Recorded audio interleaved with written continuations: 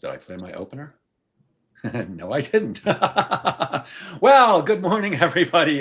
If in case you were looking for that 10-second countdown, I forgot to hit it today. So this is Jeff Goldberg for the Sales Pro Network. If you haven't joined us before, I'm a sales coach and trainer. I work with both individuals and organizations to help them do one thing and one thing only: get sales increased. And I founded the Sales Pro Network to elevate the profession of sales, to give salespeople a place to network with each other, to hang out, to ask questions, to get introduced, and to get educated so they can make more money. And if you have joined us before, you know that every Friday at 10 a.m. Eastern, I either do a live interview with somebody who can add value to the profession of sales, or I do a live training. And today we've got the former. I'm happy to introduce you to my dear friend. She is an expert at social selling. She's an expert at social media. She's one of my go-to people for LinkedIn. She's a LinkedIn trainer, consultant, and speaker. And she's also a certified Exactly What to Say guide. Please welcome my friend, Beth Granger. Good morning, Beth. Good morning. Great to be here. You didn't get the intro music today because I hit the wrong button. At any rate, we can just start talking. But before we do, I've got a million questions for you because you know I'm a big fan of LinkedIn and social selling. Why don't you give everybody who hasn't been with us before your background and what brought you up to this point? Oh, well, we could take all hour with that. But I started my business about 15 years ago, and it was a little bit broad at the time. And one of my clients said, "Hey, our sales team's coming in next month. Can you teach them how to use LinkedIn?" And suddenly, all these years later, here I am. And I love to work with people who are potentially not comfortable with technology or not comfortable on LinkedIn because it's their business reputation at stake, unlike TikTok or Instagram. So I don't know how you do it, but you always seem to be way ahead of the curve with anything that comes to LinkedIn. I know you're always beta testing. What's new and exciting? Any hints of like future stuff that's coming our way that's got you really psyched? Let's see, future stuff.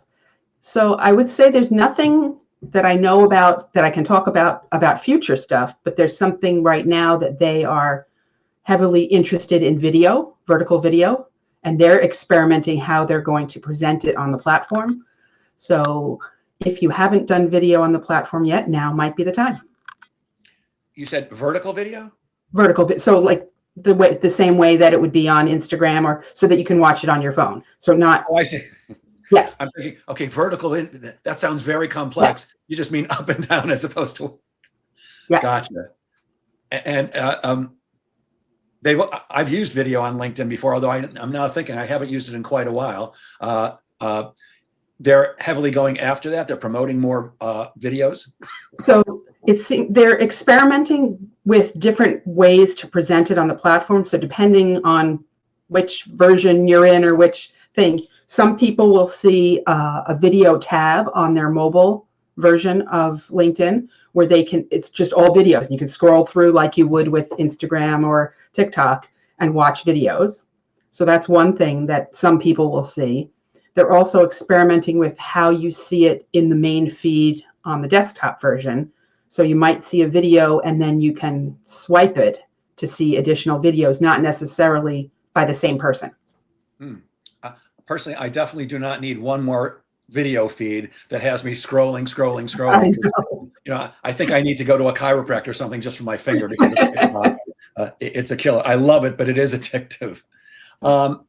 So look, everybody wants more business. I personally find LinkedIn to be great for business development. What are some of the big mistakes that you find that people are making on LinkedIn today? I know we've talked about some in the past, but what's going on now? All right. So which one do I talk about today? But I think you've got 9 LinkedIn landmines, right? I do, but I'm going to redo that. That's an oldish webinar, and there are some things I want to go into a little bit more deeply, including AI. So here's the thing. AI is an amazing thing for many things, right? But some people are writing content on LinkedIn, on using AI and not making it better. So people call that AI slop. So it's just, who wants to read that, right? The other thing that I am not a fan of is there are tools not allowed by LinkedIn, but that people use to do AI comments. And I just think it's a bad thing to do. People have experimented with calling them out essentially because you're giving permission for the tool to comment for you. And I haven't seen the tools, how they work behind the scenes, but just no. Don't do it, huh? Don't do it. So is it don't do it at all, or don't do it without editing? Because I know, here's my take on AI. Yes. I like it. I don't know enough about it, and I'm studying right now some very exciting stuff and interesting stuff. But I've never once used anything that I spit out without me rereading it, editing it. Yes. Because I think we have to remember that AI is a robot. It's not a thinking machine. It will spit out what it wants to spit out based on what it's found. And for example, I'll often use it to say, put together a 7 email sequence that's going to go out every 3 days to do this, that, and the other thing. But then all 7 start out with, hope you're having a great day, or something like that. It's like, okay, right. You can't send 7 emails that all start out the same way. That's obviously been written by somebody that's not human. So I always take a look at anything AI spits out. So are you saying don't use it at all, or make sure that you do make it your own? Make sure that you do make it your own when it's content that you're using it for. And for comments, I actually advise not using it at all, because to me, a comment is a conversation. And would you send a robot to talk to your best prospect or referral partner? No, you would not. You want to have an actual conversation with somebody. So for content, yes, as the starting point, but make it your own and make it better. But for comments, no, I think not. Gotcha. You and I have spoken way more than one time about what I call pitch slapping, the method where you connect with somebody and they immediately send you a sales pitch. I accept somebody's connection. Hey, Jeff, I'd like to speak to you about how I help coaches like you get 1 million leads with no investment whatsoever, and it takes no time. Would you like to talk about that? No. Well, yeah, if you could really do that, I'd like to talk about that, but it's pretty unlikely. So I hope everybody's against that, except so many people keep doing it, and I don't know why. So rather than go into our mutual hatred for that, how can we use LinkedIn appropriately if we want to sell people that we don't know yet? How do we establish that relation? Or actually, I don't want to feed you. How should we be using LinkedIn to develop? Yeah. So some of it depends on how you're going to introduce yourself to the person or get introduced. To me, the ideal first step would be, can you get introduced to the person? Because that gives you a little extra step up initially. So if you have a common connection, can that person introduce you? First step. Second step is join a conversation with them first. Get to know them first. And when I say that, I mean by engaging in their content.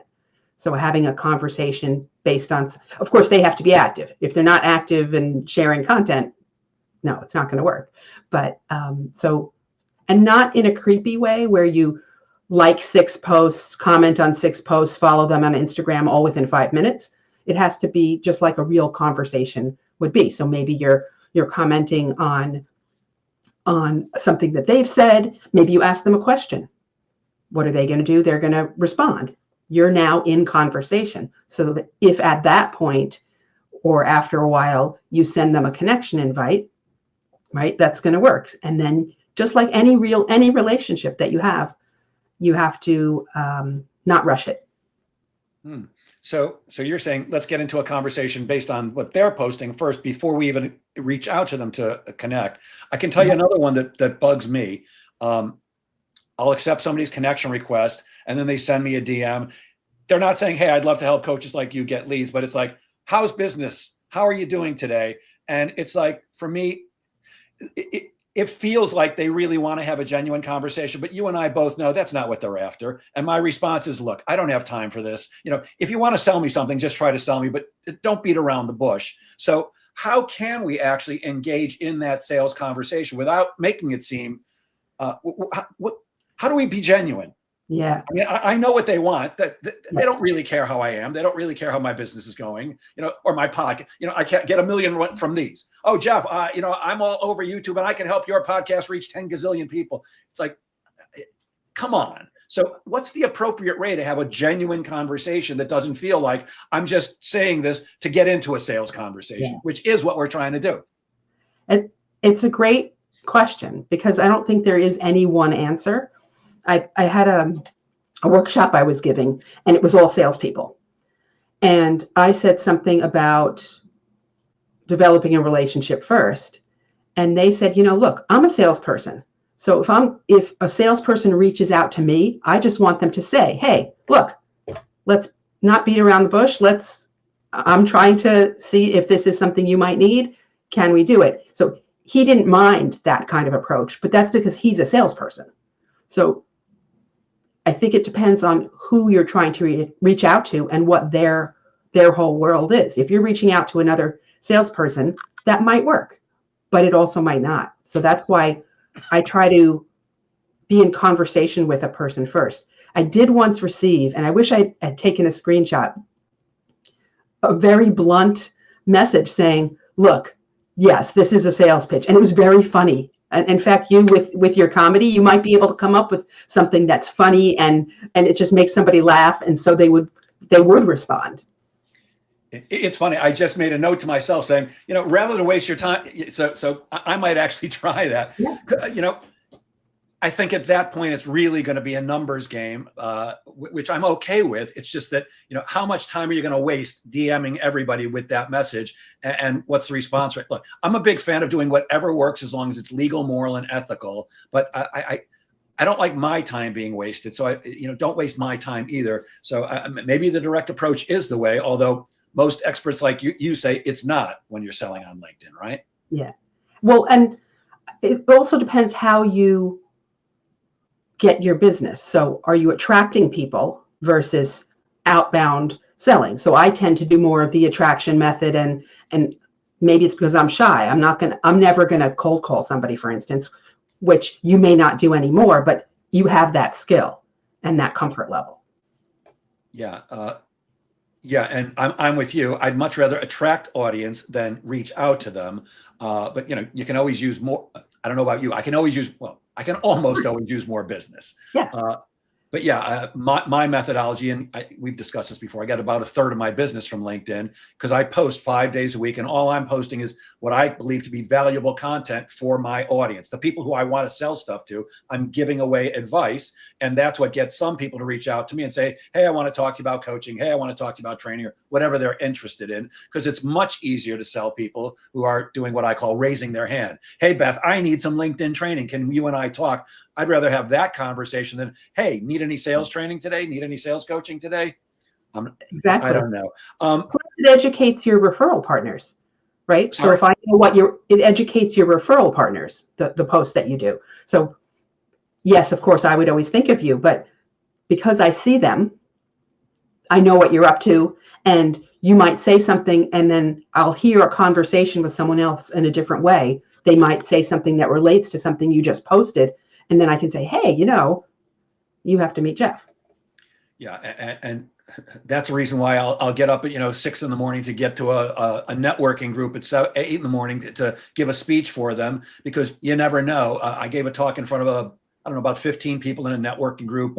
We both live on Long Island. It was in Belrose, Queens, and somebody said, do you get paid for doing this? I said, well, I do get paid to speak, but I came here this morning as a favor to my friend Mark. My friend Mark is running the group.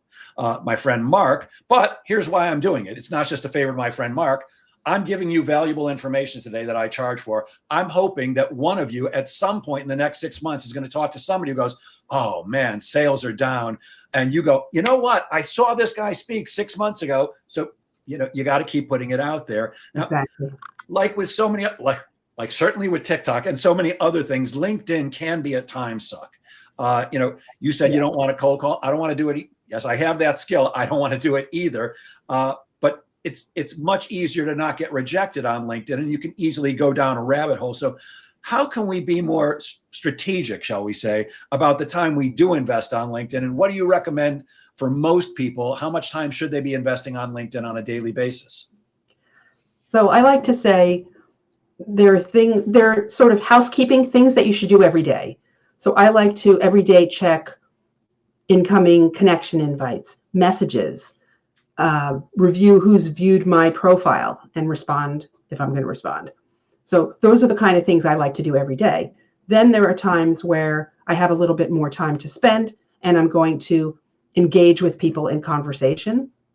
And rather than looking at the feed, because that's sort of can lead you down the rabbit hole, something I recommend to people, and this is this is a little bit more of a do as I say, not as I do, because yes, I do get caught up in the feed, is pick a number. So pick 3 prospects, 3 customers, 3 referral partners, and 3 people that inspire you, and bookmark or somehow get the URL of their activity page. So all their posts. And then ignore the feed. Just go directly to those pages so that you can engage with their current content. That's interesting. Never thought of that one. Yeah. Love that. Okay. So how much, well, you're an expert at it. You lived it. How much time do you invest in each day on LinkedIn, and how much do you suggest for a typical salesperson to invest? I'm assuming you're on it all because you have to stay up. Yeah, I kind of live there, right? I'm always there, most always. But so how about for a salesperson like me? If I was just a seller, how much time should I be on LinkedIn? If I'm going to try to effectively develop relationships in business, is it 5 hours a day? Is it 10 minutes a day? No, I think so. 10 minutes for that basic stuff that you want to do. But in terms of the relationships and the research and all of that, I would say a half hour could do it. But I know some people who spend more because they're seeing success, right? So some people spend more, some people break it up throughout the day. It sort of depends on if you're focusing on what activity in your business. So if you're spending time focusing on building relationships and commenting, and then maybe a different day you're researching and reaching out, and it depends how you like to work. Yeah, I probably am on LinkedIn anywhere from 20 to 40 minutes a day, because I don't stay on it all day. I don't live there like you do. I'll check in probably 3 times a day to see what's in my feed. Again, like you said, connection requests, what's going on. So I'm not spending a million hours a day on there. What about paid versus free? I use Navigator. I think it's a very valuable tool. For the typical salesperson, do you suggest they upgrade to a paid version of LinkedIn? And if so, which one? Because there's more than just Navigator. Yeah. I like to say it's like a gym membership. If you use it and you get clients because of it, then it's certainly worth paying for something like Sales Navigator. If the features that you get in the paid offering are something that really help you, then it's absolutely worth it. For instance, if the size of a company is important to you, you can search that on Sales Navigator. You can't search that on regular LinkedIn. So it sort of depends who your ideal prospect is. I mean, there is a learning curve for Sales Navigator, as you know, because it's really like a separate product that sits on top of LinkedIn. But and it has sort of mini CRM features to it where you can make lists and all sorts of things. So it absolutely can be worth it. If someone doesn't have it, and if they've never had a paid version, people can gift them a month, or they can probably get a month through LinkedIn to test it out and see if it works for them. But for people who are in sales, it absolutely can be an amazing tool, and definitely for salespeople, Sales Navigator over Premium, because Premium really just gives you extra features on regular LinkedIn that you know and love or know and hate. Yeah. I find what you said, the search feature is so much better on Navigator that it's almost worth it just for that alone. What about InMail? Do you find InMails are more effective than emails? Sometimes, because we get so many emails that it's easy to either miss something or have it go into spam or mean to get back to it. And we tend to get less through LinkedIn. So if someone's active on LinkedIn, if you go to their profile and they post and you could just tell that they use it, an InMail might be a good way to reach out. If you go to their page and they don't have a picture and you're not even sure if the job that they list is the current one they're in, email would probably be better. Yeah. Personally, if they don't have a picture, if much like on a dating site, there's something off. Why would you not have a picture on LinkedIn? By the way, it looks like you have a fan here today. Jeff Young says, nice to see you again, Beth. Looking forward to you and my advice. Namaste, Jeff. Great to see you. Namaste to you, Jeff. I get offers from agencies on a pretty regular basis to outsource my LinkedIn presence. We'll do your posting for you. We'll handle all your social media. I like writing. I don't think that's true for most people, but I enjoy writing, coming up with content and writing. But should I be outsourcing my LinkedIn behavior to either a company or a person, or you already said AI tools, probably not. And are any of them really going to be able to speak in my voice anyway? I mean, what do you say on somebody else doing your LinkedIn stuff? So there are different parts to LinkedIn, right? There's the content development, and we can talk about how potentially that can be done in partnership with somebody else or outsourced. But the behavior that you should do is the conversational part, the part where you're speaking to a prospect or speaking to somebody. It's kind of like saying, would you send someone else to a trade show in your place? No, you want to be having those conversations. So the conversational part, you should do it. The content, there are certainly people who are really good ghostwriters or that can help you with get the content out of your head and into a form that can be used.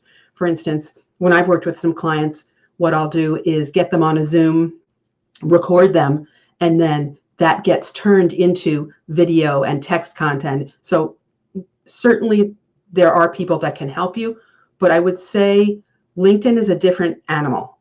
So someone that's an expert in Instagram and YouTube and other things, just because they know those platforms doesn't mean they know how to work in LinkedIn. And I know both you and our friend Joe Applebaum are very big on making sure that on a fairly regular basis, you're offloading all your contacts from LinkedIn. Could you speak to that a little bit about what is that about and why should we do it and how often? So not everybody knows that you can do this. You can download a spreadsheet of all your connections. And it's a great idea to do for so many reasons. One being, what if you got locked out? What if LinkedIn went away? All the what ifs. And you do it in settings under data privacy. And there's a setting says something like get a copy of your data. I forget the exact wording. And they actually just made a change. So you used to be able to just click a button and pick just to get that spreadsheet that I was talking about. Now that seems to be gone, and you have to click on to get your full download, which takes about a day or two, and you'll get a notification. And it includes other stuff too, like the wording from your profile, the wording of your testimonials or recommendations, things like that. But yeah, it's a great, it has, first name, last name. My favorite thing to do, so a challenge for anybody joining us, is after you download that spreadsheet, go back and see it's in reverse date order. So go back and see who your very first connection was, and are you still connected, know them well, and let them know they were your first connection. Oh, that's interesting. I didn't realize that. And how often should we be doing that? I would say some people do it once a month, but I would say once a quarter is probably fine. That's what I was thinking. Once a quarter seems like plenty. Yeah. And here's something else that I'm always interested in.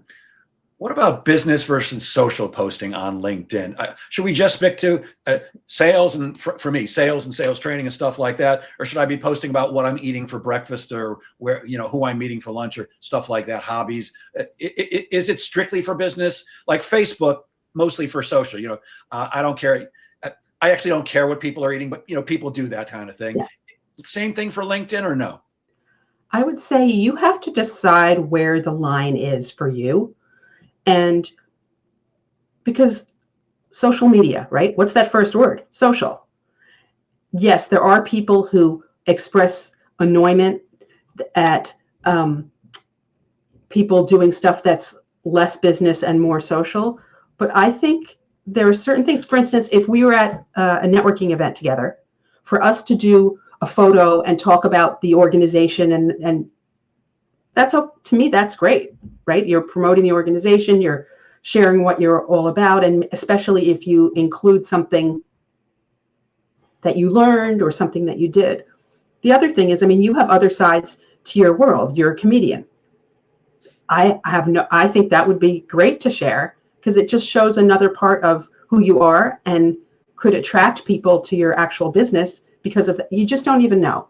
So I wouldn't probably put a picture of what I'm eating for lunch, but would I put a picture of the people at the table that I'm eating with and write a post about community or networks? Absolutely. But that's my philosophy, right? Everybody should do what works for them and feels comfortable for them.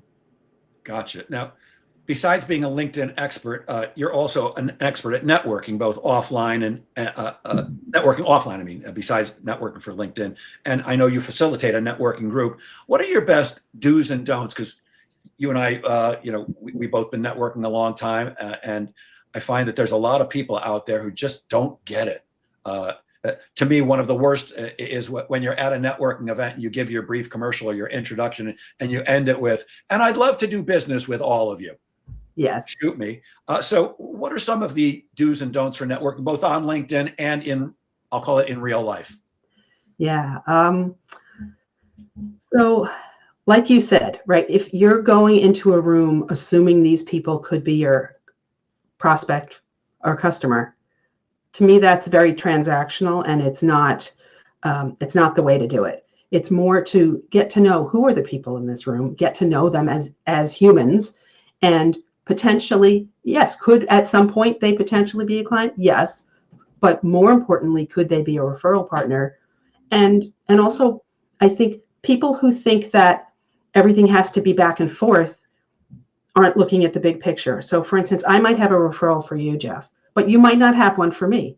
But you're going to invite me on your broadcast, or you're going to invite me to an event, or you're going to give me some insights, so that it's more about the ecosystem, sort of the whole group, and how everybody can support each other. Okay. What else is important when, I mean, obviously you have to have a good introduction for yourself that's memorable. Anything else that we need to keep in mind? Yeah, be curious. Learn, want to learn about, really wanting to learn about the other people is so important. We've all been to an event where somebody, all they do is talk about themselves and never ask a question about you. What are you going to do? You're going to turn around and say, "Excuse me, I have to get another cup of coffee." And you're going to walk away. Excuse me, got to run to the bathroom. Have a great night. Yeah. Exactly. Yeah. Exactly. What about choosing a group? You and I both happen to know each other through, we're members of different chapters of the same group, Yep. which we both are big fans of. If I get a third of my business from LinkedIn, I get another third from that group. But because I've spoken like you probably at tons and tons of networking groups, but the one we both belong to is the only one I've ever joined.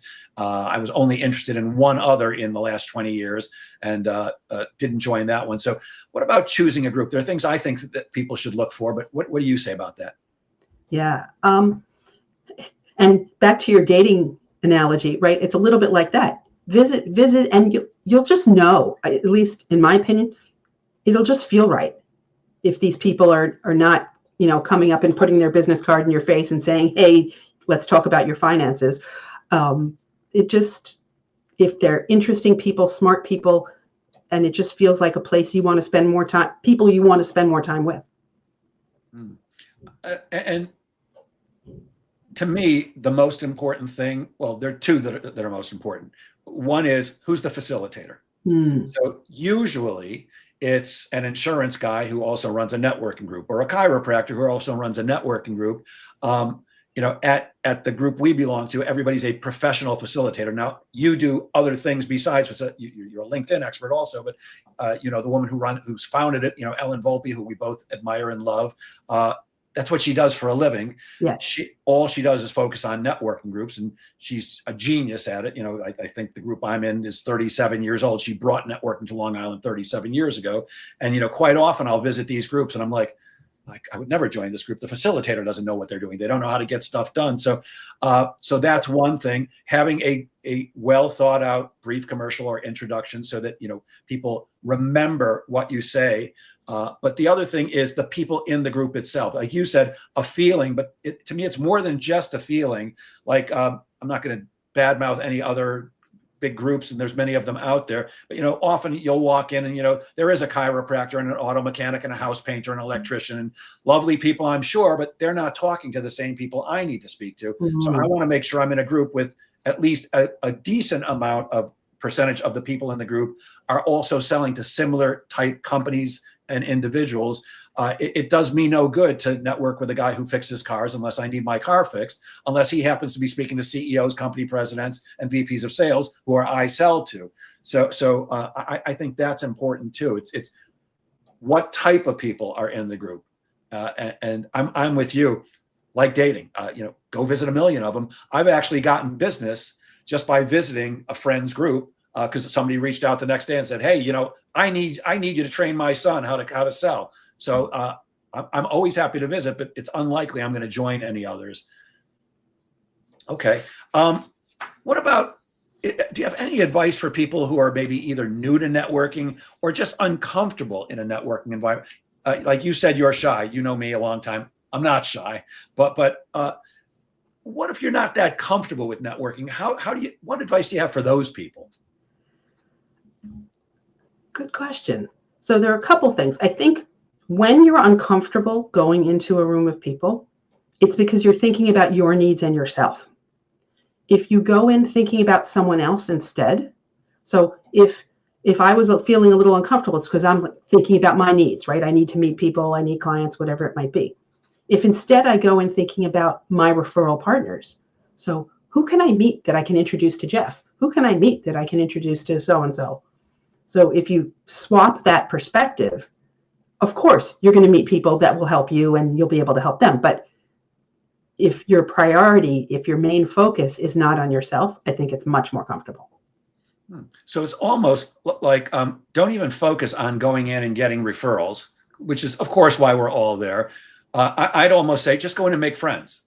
Yeah. One of my favorite phrases is "you never know," and again, I'll talk about our mutual friend Ellen.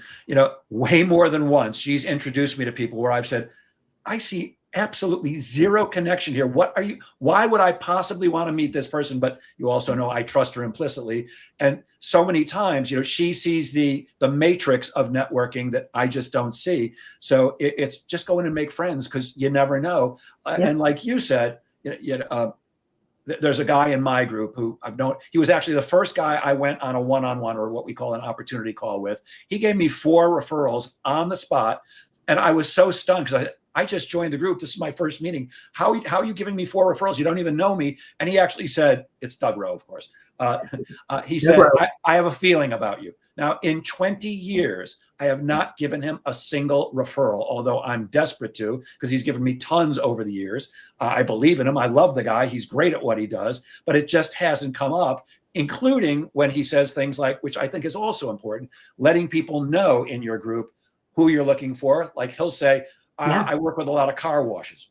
Immediately ran over to him. I know the guy who owns my car wash. He's a friend. I can absolutely introduce you to him. He said, which car wash? And of course, he's already doing business with them. So but you never do know, because you can't give referrals to everybody. But it's how do you be generous in other ways? Like you said, I can invite people onto this program. I can give them sales advice. So sometimes it's not just a one-for-one relationship, is it? No, exactly.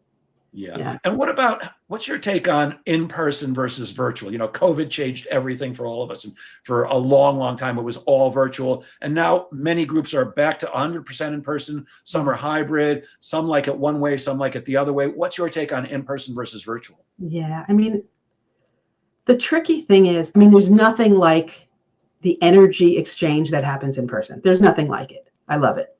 But also, there are only so many hours in the day. And when I think back to the group that we're both a part of, that would take half a day for me to get to the location, the meeting itself. After the meeting, I'd probably want to sit down and have a one-on-one. So the benefit of a mix is wonderful. There's some things that I'm part of that it's in person. That's the way it is. But also virtually, it extends your network globally. Right? You can virtually have a referral partner across the world from you. So I like a mix personally, but again, just we're humans. We like to be around other humans, and I love in person, but virtual also can be very powerful. Yeah, it's a cost benefit thing. Because like you, half an hour to drive there, 2-hour meeting, half-hour to drive back. Plus, I'm probably not going to leave immediately because I am going to hang out and give hugs and shake hands and talk to people. So it's which is better. And of course, like you said, virtual meetings, I could be networking all over the world, and people could be networking with me all over the world. Yeah. Are there things that we need to keep in mind that are different when networking in person versus virtually, or is it really the same? Ooh, that's a great question. So I think when meeting virtually, at least for myself, I get distracted. So I try to not have anything else open. So not have my email open, turn my phone over so that I'm actually engaged in the conversation. I think that's a self-reflection thing. But other than that, yeah, just be present. Be as present as you can. But it's really the same, though, isn't it? I mean, yes, it's easier to do it virtually, because Yeah. I can be staring into the camera, but also looking at my email at the same time. And yeah, it's not polite to the other people. Obviously, I want everybody paying attention to me when I'm speaking, which, of course, in my group, I speak all the time because I have no filter. but if you're going to have a relationship with somebody, whether it's virtual or in person, you need to pay attention. So yes, I do tend to turn my phone off during the meeting so that I'm not tempted to look at it. Although there's always that, oh my God, what's happening for these 2 hours? Am I going to lose something big? Yeah. It's a tough one. How can we combine LinkedIn with the in-person and virtual networking that we do? Is there a way to combine those two? Yeah, I love it. So it can go in multiple directions, right? So back when everything was in person, how many coffee meetings could you have in a day? But if I meet somebody in person or virtually, and I then connect with them on LinkedIn, it allows me to keep up with what they're doing because I see their posts. It allows me to reach out through LinkedIn to stay in touch. And the opposite is true too. There are times where I've met people on LinkedIn and then brought it offline into an in-person or one-to-one kind of thing. So it's just another tool in the toolbox, a way to keep in touch with people. Oh, and that reminds me of something else about networking that I think especially newer people to networking should know. And again, it's our friend Ellen who taught this to me. Not every meeting has to be a half an hour or an hour sit down with coffee and food and all that, or even virtually. A 5-minute phone call. Hey, Beth, how are you doing? Everything okay? Anything I can do for you? What's new? Great. I got to run. But again, that Doug Rowe, he's the kind of guy, and I don't do this often enough, but he's the kind of guy who'll call and I'll just pick up and, how you doing? Great. What can I do for you, Doug? Nothing. Just call to see how you are. But it's that 3-5 minute call that makes me go, God damn, what a good guy, which makes that immediacy because, I've got 40 people in the group I'm in. I can't think of everybody every day, but somebody who calls me, sends me a text or a DM or comments on one of my posts. It's like, okay, what can I do for them? So that law of reciprocity takes over. I want to go in a different direction here. Besides being a LinkedIn guru and a networking expert, you're also a certified exactly what to say guide. And knowing exactly what to say sounds like a damn good thing. Is that what exactly what to say is all? Tell us what exactly is exactly what to say. So, and how do you help people? Yeah, the work is based on a book by a guy named Phil M. Jones, who's brilliant. Not only is the work brilliant, but he's a brilliant business person. But it's all about identifying and having more effective critical conversations. So that could be a sales conversation. That could be a personal conversation. And it's sort of a framework for looking at what conversations are, what relationships are, and then some phrases and ways of speaking to either be more persuasive, a rejection-free opening, for instance, starting a conversation. If it looks like a conversation is going in a direction you don't want it to go, how to potentially turn it around.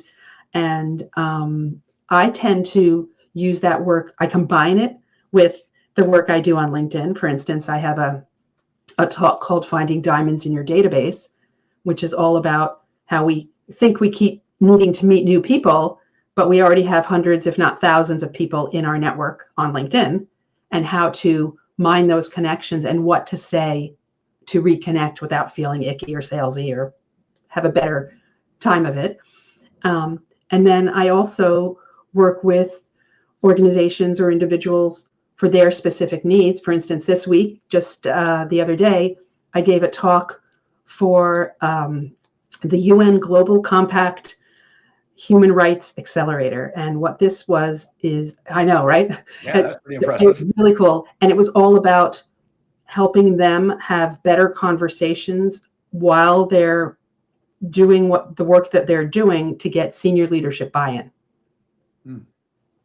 So what are some of the tricks or tips for having a better conversation and knowing exactly, like, I don't know about you, but I tend to replay conversations in my mind over. I actually have conversations with people of, here's how that should have gone. Why didn't they say this? Why didn't I say that? So, I replay it in my mind over and over, Yes. or damn, that was such an opportunity to be funny or smart or Yeah. whatever it was. Sometimes I'll get off a stage, after doing comedy, like, oh, I missed that one. It should have been. So why do we do that? And how can we avoid having to have those conversations with, I should have said this? Yeah. Well, I think the key thing is to do the work before the work. So it's kind of like, I'm not a runner, but if somebody's ever run a marathon, they don't just get up one day and run a marathon. They prepare for it, right? They practice, they get new sneakers, they have a coach, whatever it might be. So the same thing for a conversation is thinking about ahead of time the important conversations we have coming up.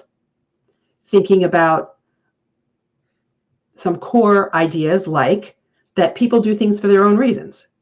So we think it's all about us, but no, they may have something else in their mind. They may have other priorities. They may, right? So just planning those conversations ahead of time, realizing that curiosity is a fuel for conversation. We talked about this when related to networking, right? So that if you're curious about another person, but also if you're curious in, for instance, a sales conversation, it gets you the context and the information that you need to understand how to help them better, or even if you should be helping them.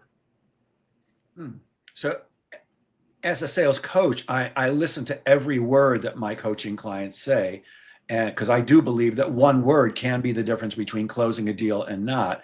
Are there some things that we typically do in sales that are mistakes in our conversations that exactly what to say helps you avoid?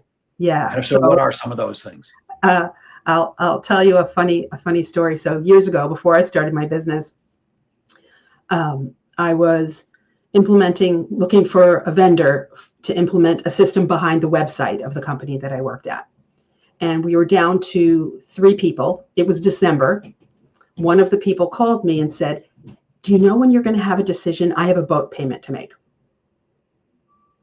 Wow. I would say that's a good example of something not to say. I'm not an exactly what to say certified guy, but as a sales coach, I'd say that would be a bad thing. So what could he have done? Is that a real story? Yes. Yes. The salesperson said, are you going to make a decision? I have a boat payment to make. Yes. So did you make a decision and go forward with it? What's funny I'm is, guessing no. Well, what he could have done, so earlier on in the process, when we first started, he could have said, what is the process? What steps do you need to take to get this approved? And how can I help you do that? Right? So he didn't do that. He didn't ask enough questions to understand what our process was. And then of course, by saying I have a boat payment to make, that's making it all about him. I don't care about that. Right? We don't have that kind of relationship. My mortgage is due. Please buy something from me. Right. Right.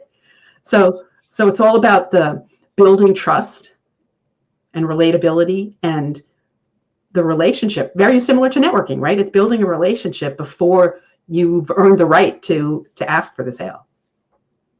And when I hear the title, exactly what to say, the thought that pops into my mind, one of them is,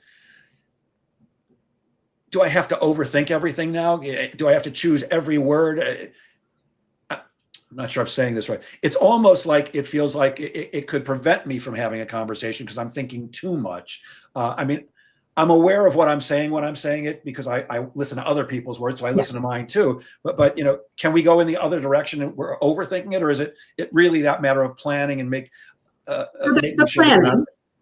There's the planning, right? And then in the exactly what to say work, there are phrases, actual phrases for certain purposes. And if you try to use all of them at once, right, it's not going to sound like you. It's not going to feel like you. Myself personally, I would just pick one phrase and start to incorporate it into the conversations that I have till it becomes natural, until it feels, yeah, this works. Or maybe I want to change it and make it sound more like me than the actual wording of the phrase. So, yeah, I think it's just doing it a little at a time that will allow you to have much more powerful conversations. Can you give an example of one of the phrases that Exactly What to Say suggests? Sure. So the one that everybody liked this week was "help me understand." And so that might be the story I told was I worked for a company and I was trying to get approval from the CFO to upgrade all our department's computers. And I thought I had anticipated every possible objection, like, well, why can't you use Mac? Why can't you use PCs? Why do you have to use Macs? They're more expensive, whatever it might be. And the CFO said, can you have the CD drives taken out of the computers? So help me understand why you would want to have the CD drives taken out rather than just saying yes, no, whatever it might be. So help me understand. Or if somebody's being a little argumentative or combative in the conversation, you don't know what previous experience they have with either what you're selling or why are they being like that. So help me understand why you're saying that can uncover things that you wouldn't have known and can help you have a better conversation. I love that. I love the thought of asking for help. In the days, and it's not as prevalent anymore, but when every company had somebody who answered the phone, a receptionist, and that you'd have to get past there, I used to teach, great ways. I'm wondering if you can help me. I'm looking to speak with blah, blah, blah. Because when you say that, you're kind of lowering yourself and elevating them. It's good. It's an ego thing for them. And most people like to help. Yeah. So it's one of those words. I love that choice of words. Are there also, in Exactly What to Say, is there also exactly what not to say? Like for me, there are what are called red flag words, certain words that I teach, which I picked up 50 years ago when I first started selling from Tommy Hopkins, who taught red flag words, that are words that tend to take you further away from a sale rather than closer. For example, asking for a signature.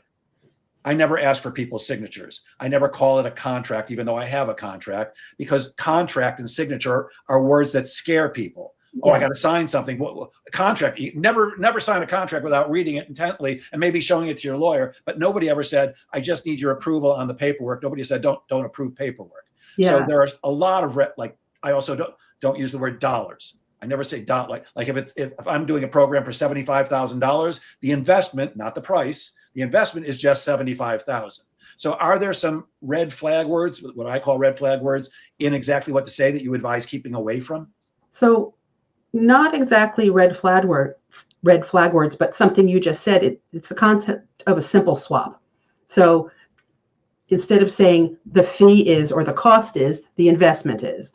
Or when trying to build consensus, instead of saying my team or my needs, our needs. So it's just slight variations on the way you say something, and not in the Exactly What to Say world, but we've all heard the whole idea of not using the word just, but yet it can be very powerful because you could say, this program is just X amount, right? So it's being a little bit more deliberate in your words and the words that you choose to use. Yeah, I use just every time. I don't care how much. 150,000. The investment is just 150,000. Yep. Even though it seems like a large number, because psychologically that helps people be more comfortable, and that's what I'm looking to do. Exactly. I want to come back to the finding diamonds in your database because I'm a big fan. Another person who you and I know, Mitch Tobel, who's a marketing expert, he and I often like to say, "There's gold in your database." Yes. Why do we not? Why are we so intent on brand new business as opposed to the business we're already doing with current customers as well as previous? I mean, that's what you're talking about with the diamonds in your database. You have previous customers that you may not have been in touch with for weeks, months, years, right? Can you talk a little bit about why that's so important? Yeah. And it's not just customers, right? We meet somebody at an event. We have one conversation, maybe we talk. That relationship isn't strong, but yet maybe they change jobs, or maybe you just don't know where somebody is. And we're connected to so many more people than we actually know well. And if we can look through, for instance, if you say to me, I'm looking to meet CEOs of X size companies, I can look in my database on LinkedIn and put in those things and people will come up. that I might not have even remembered. So if you just say to me, I want to meet CEOs, my mind goes blank. I can't think of anybody. But if I look through the connections, and the same thing for myself, right? Who am I looking to network with? Who have I not spoken to in a while? So I can look through my own connections and build a list of people that I should have a conversation with. Yeah, and that's another great point about networking. That there are people that you know that, or that, I'm sorry, that you want to know, that if you don't let your networking partners know that that's what you're looking for, they don't know what to do. And if you make it too big, their mind, you just said, my mind goes blank. Like Yeah. when I first started networking, was a newbie, I used to end my brief commercial with, and any company in the world that has salespeople is a good lead for me. Now, that was true because, well, any company in the world that has salespeople that speak English and don't sell retail is a good lead for me. So almost every company in the world is a good lead for me. But my networking partners can't think of every company in the world. But when I say, well, I've done a lot of business with banks, now you can say, oh, what banks do I know that I can refer Jeff to? I've done a lot of business with companies that sell advertising. So I think it's incumbent on us, if we're going to be effective at our networking, to help our networking partners by being more specific and giving them examples. Am I correct about that, Beth? Absolutely. And the more specific, and Ellen speaks to us about this all the time, the more specific you can be, the better, right? If someone says to me, hey, I see you know Susan Smith, can you make an introduction? That's a much more powerful conversation than whatever category Susan Smith lives in. So, yeah. Which I did to you this morning before we got on this live Exactly. broadcast. Hey, I Exactly. saw you know this guy. Can you make Yeah. an introduction for me? Yeah, look, you said it. Ellen says specific requests. I can still remember, and it's probably been 15 years since this happened, but one of our members came in with a spreadsheet with 100 companies on Long Island that he wanted to do business with. And Ellen, our facilitator, for those who don't know Ellen, let him come up to the front of the room and read through every one of the 100 companies on Long Island that he wanted to meet. And I'm pretty sure that he walked away with 34 different, out of the 100 that he wanted to meet, 34 somebody in the group knew and could make that introduction. But if he hadn't made those specific requests, he probably never would have got them. We all knew what the guy did. He was in the mortgage business, but he wanted to speak with those specific companies. So part of networking, especially for newbies, is come prepared to ask for what you need, get your needs met. You know, the old phrase, if you don't ask, you don't get, is pretty true. Everybody wants to help you. That's why we're all in the group, but make it easy for them. Yes. And absolutely. And another thing, if you can't be that specific, because sometimes it's hard to be that specific, from the exactly what to say work, who do you know? And then paint a picture. So for a realtor, for instance, I did a talk for some realtors recently. Who do you know that is approaching retirement or is retired, and their kids potentially live in another state or are having babies, and they have mentioned wanting that the taxes on Long Island are too high and they'd love to be able to babysit more for their grandkids, right? So paint that picture that will help somebody think of someone that they know. Yeah, that's great. And you're also very active in an organization that I used to belong to, but don't anymore, the National Speakers Association. What's that about, and why are you so active there? I love it. I'm on the board of the New York chapter. It's for people who are in the business of speaking, so get paid to speak in some way, and that can be training, that can be consulting, that can be getting up on a stage as the inspirational speaker, anywhere that you're getting paid to speak. And it's just an amazing community, and I've learned more than I'll ever be able to implement and made lifelong friends. So it can't be beat. Yeah, it's also, if you are a professional speaker or looking to be one, years ago, a friend of mine who was a speaker said, you got to join it just to go to the annual convention. So I did, and it was astounding. You know me a long time. I'm no slouch in the ego department. I'm really good at what I do, but the main stage speakers, I sat there going, oh my God, I thought I was good, but those guys are really, really. So, yeah, you get to see different styles. I'll never forget. Oh, shoot. I'm trying to think of his name. I can see his face still. But there was a guy who took the stage and he spoke like this. Every word had a pause between them. almost to the point where I was like, I just want to pull the words out of this guy's mouth. But I'm telling you, I could not miss. I couldn't take my eyes off him or my ears off him. It was incredibly engaging, so much so that I waited 20 minutes online to shake his hand afterwards. I said, do you really speak like that? And he goes, like what? I said, well, on stage, you spoke like this. He goes, no, nobody speaks like that. My speaking coach taught me. Did it work? I said, I could not listen. It was almost annoying at points, but I could not listen. And the breakout sessions were incredible. I walked away with a great T-shirt. I mean, NSA is very, very cool. I should probably be active with them again. There's 8 million things you could be doing with your time every day. You got to pick and choose. You also work with people to help them be more effective with growing their business or professional brand. How do you do that? So that's related to the LinkedIn work primarily that I do, but it's all about how do you present yourself online and in person, but online, so that you are seen the way you want to be seen and that you stand out from other people in your space, right? So there are a million people that do what both of us do, but how do you attract the people that are right for you? How do you be yourself, but also express who you work with, how you work with them, and so that people both find you and understand how you can help them. Yeah, I struggle with that a little. I'm very one-placed on LinkedIn. I'm doing my sales stuff, Yep. But on Facebook, I'm doing comedy stuff. I do some business stuff. I'm constantly posting about my dog, and I often think, I'm confusing anybody who's following him on Facebook. Is he a comedian? Is he a sales coach? Is he just a dog lover?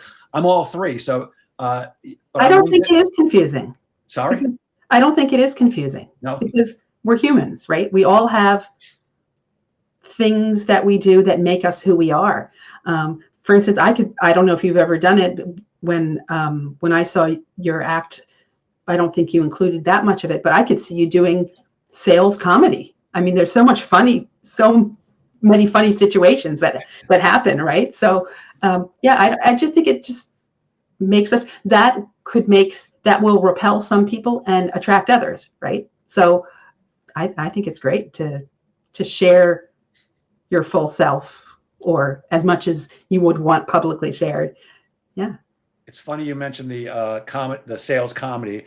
I actually have the domain sales Jeff Goldberg Sales Comedian, and I worked with a professional writer, and I've got a 30-minute set, all sales related comedy, which I had intended to market to companies for their annual meetings. Bring in Jeff the Sales Comedian. I'll do 30 minutes of sales related comedy and 30 minutes of sales tips. And like so many other things, it sat there on the shelf, because it's like, I don't have time to do everything, but I haven't memorized that set. So if anybody said, yeah, Jeff, can you come do it tomorrow? I'm going to need a week or two, unless you've got a teleprompter. But yeah, I think it's a great idea. And I've often thought maybe that's my retirement. When I'm done doing everything else, I'll pick up a gig or two a month just doing some sales comedy. So we'll see. But I see that we're out of time, because I could talk to you all day. But before we go, I want to share my screen. Can you tell people, Beth, how can they get in touch with you if they're interested in learning more about what you do and how to use LinkedIn and all the other things you do? Absolutely. Well, so on the screen, email hi@bethgranger.com, and there's a QR code if you're watching that takes you, forget where I put it. I think it takes you to my LinkedIn profile. Got it. And is there an email address? Because this will be converted to a podcast for people who won't be able to see it. Would you like to give out your email address again? And maybe is there a phone number that you'd like to give out? So hi@bethgranger.com. Oh, look, it changed my, when we came back, it changed my visual thing. You can see. So folks, this is my screen. This is a fabric screen that, because my room is a mess, there's lots of stuff behind there. Anyway, so you can put it back the other way if you want. But so hi@bethgranger.com and 516-515-1213. Well, Beth Granger, thank you so much for sharing your brilliance so generously, as you always do. I always appreciate it. Gang, before I sign off, I do want to say one thing. It is Friday, March 21st. We are almost at the end of Q1.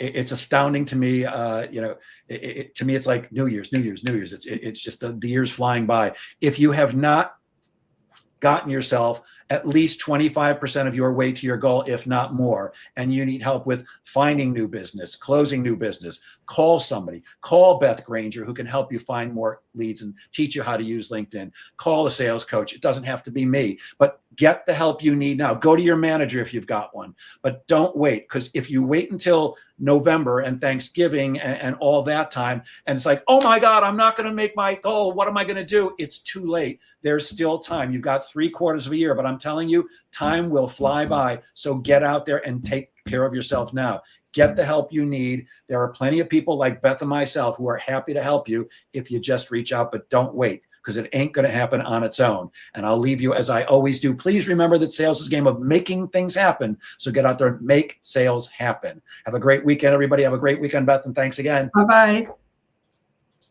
Oops. It's not going to turn off if I hit that one. There we go.